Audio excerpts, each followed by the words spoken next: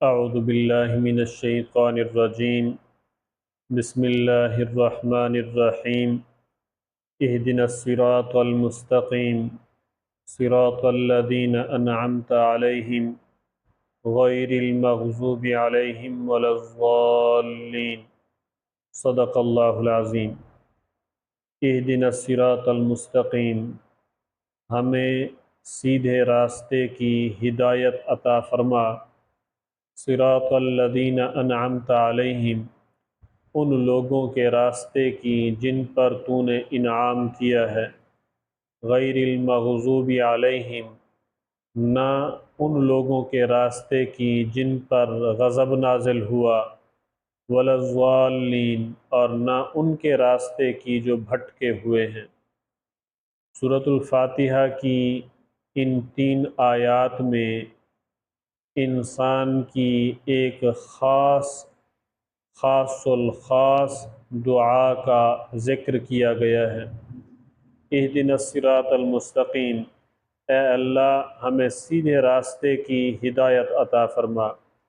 مستقیم یہ استقامت سے ہے، اور استقامت کا معنی ہے سیدھے کھڑے رہنا، اور افراط و تفریط سے ہٹ کر راہ اعتدال پر جمے رہنا۔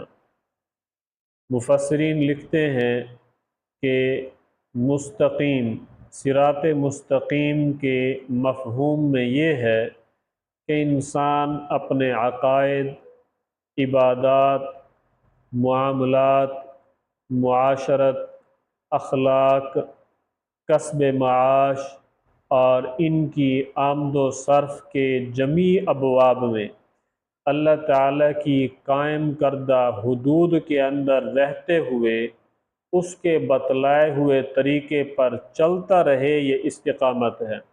اگر ان تمامی ابواب میں سے کسی باب کے اندر، عمل میں کسی حال کے اندر کمی کر لی، زیادتی کر لی، کوتاہی تفریط کا شکار ہو گیا، غلو یا افراط کا شکار ہو گیا، تو استقامت باقی نہیں رہتی۔ صراط الذین انعمت علیہم، ان لوگوں کے راستے کی جن پر تو نے انعام کیا ہے۔ اب وہ منعم علیہم لوگ کون ہیں؟ جن پر اللہ تعالیٰ نے انعام کیا ہے وہ کون لوگ ہیں؟ تو سورۃ النساء کے اندر آیت نمبر 69 میں اللہ تعالیٰ نے ان لوگوں کا ذکر کیا ہے۔ وَمَن يُطِعِ اللَّهَ وَالرَّسُولَ فَأُولَٰئِكَ مَعَ الَّذِينَ أَنْعَمَ اللَّهُ عَلَيْهِم مِّنَ النَّبِيِّينَ وَالصِّدِّيقِينَ وَالشُّهَدَاءِ وَالصَّالِحِينَ وَحَسُنَ أُولَٰئِكَ رَفِيقًا، کہ جن پر اللہ تعالیٰ نے انعام فرمایا ہے وہ انبیاء علیہ السلام، صدیقین، شہداء، صالحین یعنی اولیاء کرام ہیں۔ ان لوگوں کے راستے پر اے اللہ ہمیں چلا، یہ لوگ تیرے منعم علیہم ہیں۔ اور آیت مبارکہ کے اس طرز سے یہ بھی معلوم ہوا کہ اللہ تعالیٰ نے آیت مبارکہ میں صراط القرآن نہیں فرمایا، صراط الرسول نہیں فرمایا، بلکہ صراط الذین انعمت علیہم کے الفاظ ارشاد فرمائے ہیں، جس سے یہ بہت ہی اہم بات معلوم ہو رہی ہے کہ انسان کی ہدایت کے لیے، تعلیم و تربیت کے لیے محض کتابیں کافی نہیں ہیں، بلکہ کتاب اللہ کے ساتھ ساتھ رجال اللہ یعنی اولیاء اللہ کا ہونا بھی ضروری ہے۔ یہ اس آیت مبارکہ کا بڑا سبق ہے، اور حدیث پاک سے بھی یہ اشارہ ملتا ہے۔ نبی کریم صلی اللہ علیہ وسلم نے ارشاد فرمایا کہ پہلی امتیں بھی فرقوں میں بٹ گئی تھیں، میری امت کے 73 فرقے ہوں گے۔ صحابہ رضی اللہ عنہ نے عرض کیا ان میں سے حق پر کون سا فرقہ ہوگا، کون سی جماعت ہوگی، ان میں سے ناجی نجات پانے والا فرقہ کون ہوگا؟ تو نبی علیہ السلام نے فرمایا ما انا علیہ و اصحابی، وہ جماعت حق پر ہوگی جو میرے اور میرے صحابہ رضی اللہ عنہم کے طریقے پر ہوگی۔ یعنی مطلب یہ کہ انسان کی صلاح و فلاح کے لیے، کامیابی و کامرانی کے لیے 2 چیزوں کا ہونا ضروری ہے، کتاب اللہ کا ہونا، رجال اللہ یعنی اولیاء اللہ کا ہونا۔ اب یہ رجال اللہ، اولیاء اللہ کون ہوں گے؟ تو کتاب اللہ کے اصولوں کے مطابق رسول اللہ صلی اللہ علیہ وسلم کی تعلیمات کی روشنی میں آدمی کو پرکھا جائے، اگر وہ اس ترازو کے اندر اتر آئے، معیار پر آ جائے تو یہ رجال اللہ میں سے ہے، اولیاء اللہ میں سے ہے، اس کا پلہ تھامیں، اس کے ساتھ رہیں، اس سے دین سیکھیں، سمجھیں، اس پر عمل کریں۔ اور اگر کوئی بندہ کتاب اللہ اور رسول اللہ صلی اللہ علیہ وسلم کی تعلیمات کے معیار پر نہیں اترتا تو وہ رجال اللہ میں سے، اولیاء اللہ میں سے نہیں ہو سکتا۔ صراط الذین انعمت علیہم، ان لوگوں کے راستے کی جن پر تو نے انعام کیا ہے، غیر المغضوب علیہم ولا الضالین، نہ کہ ان لوگوں کے راستے کی جن پر غضب نازل ہوا اور نہ ان کے راستے کی جو بھٹکے ہوئے۔ اب مغضوب علیہم کون لوگ ہیں؟ مغضوب علیہم سے وہ لوگ مراد ہیں جو دین کے احکام جاننے پہچاننے کے باوجود ذاتی اغراض، نفسانی خواہشات کی بنا پر دین کے احکام کی خلاف ورزی کریں۔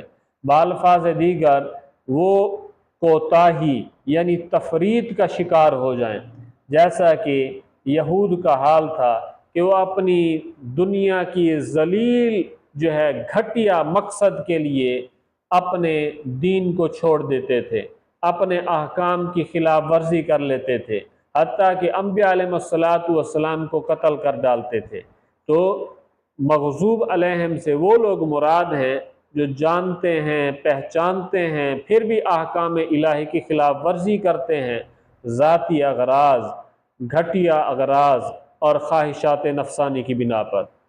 الضالین، الضالین سے وہ لوگ مراد ہیں جو ناواقفیت اور جہالت کی بنا پر دین کے معاملے میں غلط راستے پر چلے گئے ہیں۔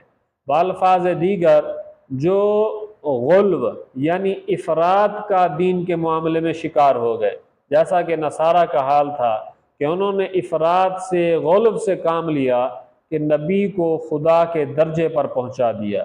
یعنی قرآن پاک نے ہمیں یہ دعا سکھائی کہ اللہ ہمیں افراط سے بھی بچا، تفرید سے بھی بچا، ہمیں راہ اعتدال عطا فرما۔ یہ انسان کو اس صورت مبارکہ کے اندر اہم ترین دعا سکھلائی گئی ہے، اور استقامت یہ بہت بڑی شے ہے، بہت بڑی نعمت ہے۔ محققین صوفیہ کرام کا مقولہ ہے الاستقامت فوق الکرامہ، کہ استقامت یہ کرامت سے بالا تر شے ہے۔ سورۃ ہود کے اندر اللہ تعالیٰ نے فرمایا ہے فاستقم کما امرت، اے پیغمبر استقامت کو اپنائیے جیسا کہ آپ کو حکم دیا گیا۔ حضرت عبداللہ ابن عباس رضی اللہ عنہ فرماتے ہیں پورے قرآن کے اندر نبی کریم صلی اللہ علیہ وسلم پر سب سے زیادہ بھاری اور شاک جو آیت گزری ہے وہ یہی فاستقم کما امرت، جس میں نبی علیہ السلام کو استقامت کا حکم دیا گیا۔ حضرت سفیان بن عبداللہ ثقفی رضی اللہ عنہ نے نبی علیہ السلام سے عرض کی، اے اللہ کے رسول صلی اللہ علیہ وسلم مجھے کوئی ایسی جامع نصیحت کر دیجئے کہ آپ کے بعد مجھے کسی سے پوچھنے کی ضرورت نہ پڑے۔ تو نبی کریم صلی اللہ علیہ وسلم نے ارشاد فرمایا قل آمنت باللہ ثم استقم، تو کہہ میں ایمان لایا اللہ پر، ثم استقم پھر اس پر ڈٹ جا، پھر استقامت کو دکھا۔ تو استقامت کی دعا کرتے رہنا چاہیے۔ باقی یہاں پر ایک سوال ہوتا ہے کہ بھئی نبی بھی یہی دعا مانگ رہا ہے، صدیق بھی یہی دعا مانگ رہا ہے، شہید اور ولی بھی یہ دعا مانگ رہا ہے تو وہ استقامت پر ہے، تو وہ جو ہے نا صراط مستقیم پر، پھر وہ صراط مستقیم کی کیوں دعا مانگ رہا ہے؟